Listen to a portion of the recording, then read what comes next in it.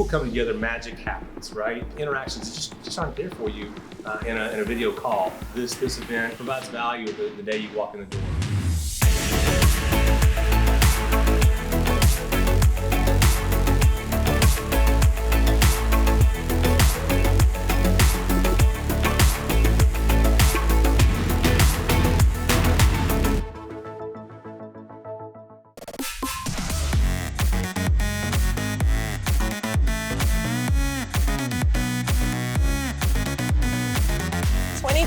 It's good to be back. Welcome back to the 2021 Grow Up Premier Growers Cannabis and Awards Conference and Expo. What's happening, guys? I'm here with Crystal Chronic, and I got these two gentlemen beside me. Gentlemen, please introduce yourselves. My name's Paul Lewin. I'm a cannabis and psychedelics lawyer. Happy to be here. And my name is Jack Lloyd. I'm a cannabis and psychedelics lawyer as well. This is going to be interesting. Gentlemen, I guess let's jump right into it. I believe you guys just both got off the stage with Psychedelics Inspired, which is I like to call it, to make it a nice clean conversation. Open this floor up with us with Psychedelics. Well, maybe I'll jump in first. There was a bit of a discussion in the panel about whether or not the government's going to play ball or not, or whether or not it's going to be necessary to bring a court challenge to change the laws. And I guess one of the things that I do want to bring home to everybody is that a court challenge would be, I won't say it's an easy matter, but there's a very straight path to legalizing psychedelics, psilocybin in particular. And maybe one of the things I want to focus on most of all is the fact that the test is not, does psilocybin have a drug identification number? The question is, for a patient, is it a reasonable choice to use psychedelics? Reasonable choice. Now we're more looking at the medical term. Yes. Okay.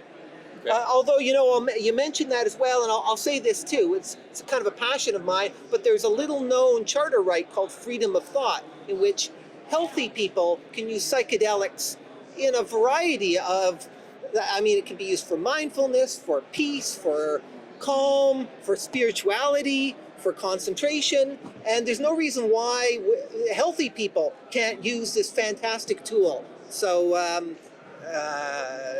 freedom of thought is a road forward for healthy people as well. I've never even heard about freedom of thought. It's never been litigated in Canada.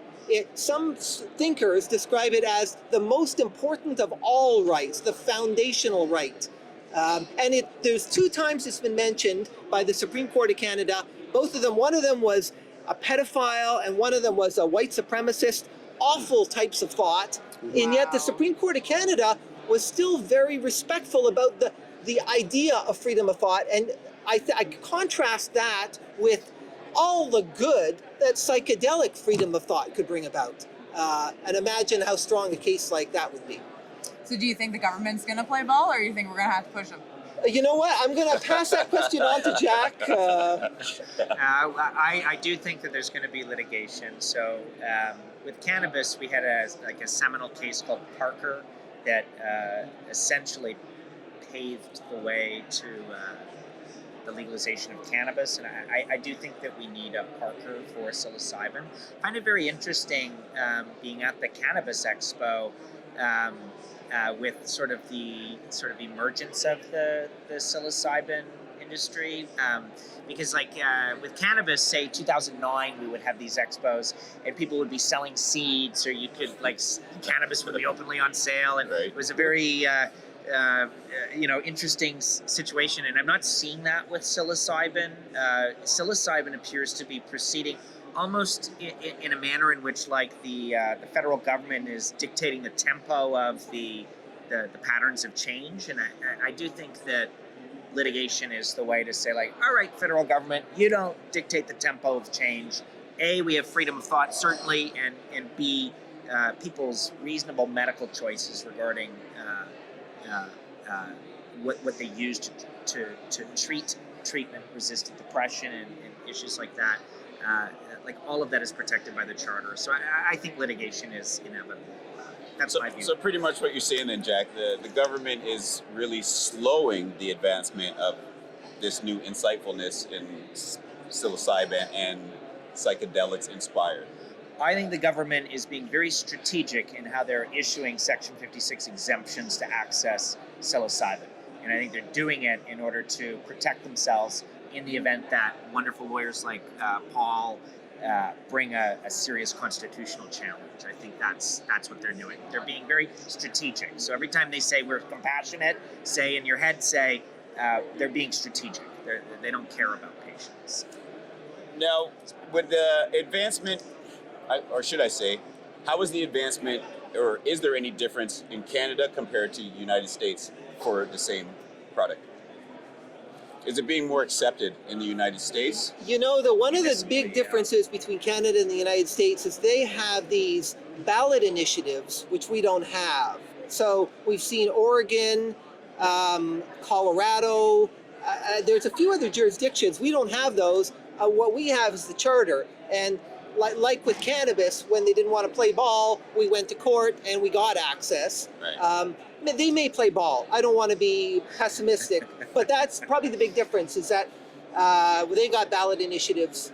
We've got the charter. Okay. And I will also say, criminal law is done by state, and then these ballot initiatives are essentially creating situations even where, like, municipally, they just sort of legalize psychedelics or typically psilocybin in certain municipalities. And I think that goes really far towards normalizing use and forcing the federal government's hand there. Here, the closest we get are municipal applications under Section 56 of the Controlled Drugs and Substances Act for, decriminalization of certain substances. Okay. So that, I think, is similar. So Vancouver, for example, is seeking such an exemption.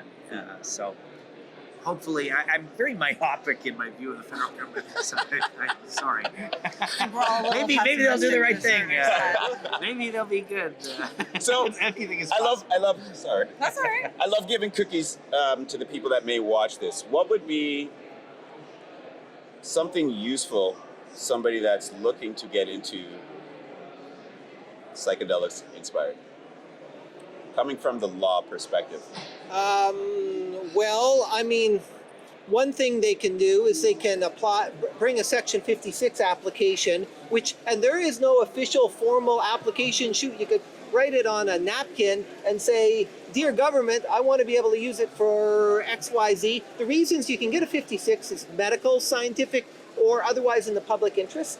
Now, you may or may not get it, but they're going to throw it back at us. Whenever the matter's before the court, they say, we are so reasonable about 56s. And their refusals makes our case stronger that they're not playing ball. So either they give it to you, and hey, great, you get to do something with psychedelics that maybe you couldn't use before. Right. And if they refuse you, then you make our case stronger when we go to court. Good. All right. Yes, I do. So today you're at Grow Up. You've talked about being at a couple cannabis events. Do you think that psychedelics belong in the cannabis space, or do you think that they're going to need their own space? Like, I realize that cannabis is also a psychedelic to a certain extent, but these, they're very different substances. They interact with your body very differently. I don't know, like from a cultivation perspective. So before I was a lawyer, I used to edit books about how to grow cannabis. So I spent many years editing books about how to grow cannabis, and I did a book about how to grow psilocybin, and they're different, and as far as like the procedurally, they're very different. But I think if you were to just view them from a horticultural perspective, the vast majority of seasoned cannabis growers are extraordinarily comfortable with the production of psilocybin from your PF tech creation, your substrate issues. It's very similar to high-level cannabis cultivation. So I think it's very well suited to be here. I think it's quite happy here. Like, it would kill me to see it at a pharmaceutical convention. Like, I'm way happier having it here. So I don't know. For the businesses, maybe. What about for the consumers? Do you think we're going to see psilocybin available through dispensaries? Well, psilocybin's already available through storefront dispensaries in Vancouver. Illegally. But it's unlawful, Yeah, certainly. yeah. Whether or not it's it's a very different substance than cannabis from a consumption perspective. I still think it's quite happily situated in a conference like this. It's all psychoactive, and it's about like this human need to want to alter how you perceive the world and explore what's inside our skulls. So cannabis is a little milder, but yeah, I think they fit together well. I'm way happier with it here than. Yes. Please don't make me go to a Merck conference or something. So, what would you guys like to share with the audience? Maybe something, a tidbit you'd like to give, or just some straight great advice? I mean, it's you can talk like in terms of other advice. You know, you can talk to your MP for sure about it, so that the politicians who are ultimately making the decisions know how people feel.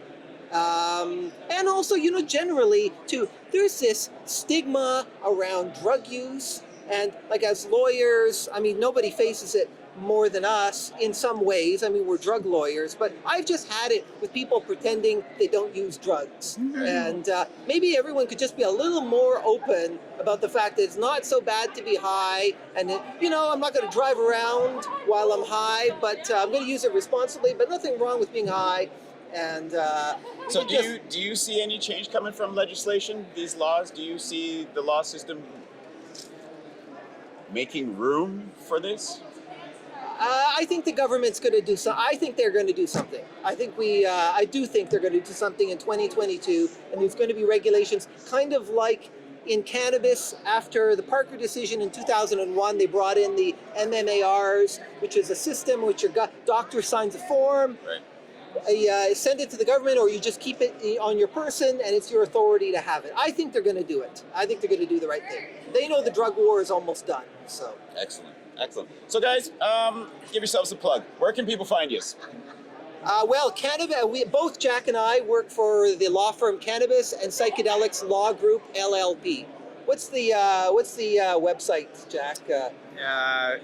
CannPSY law.com. You can find us just on Twitter. Type our names in. Excellent. All right. Take us out of here. This was super fun. Thank Yeah. you. Hey, no Thank problem. you. Did you guys get everything you wanted to get out? We did for sure. Yeah, it was good. super cool, man. Excellent. Well, we appreciate you guys taking the time to talk with us. Cool. Thank you. This is a Cannabis Wiki exclusive. If you like this video and want to see more, check us out at www.cannabis.wiki.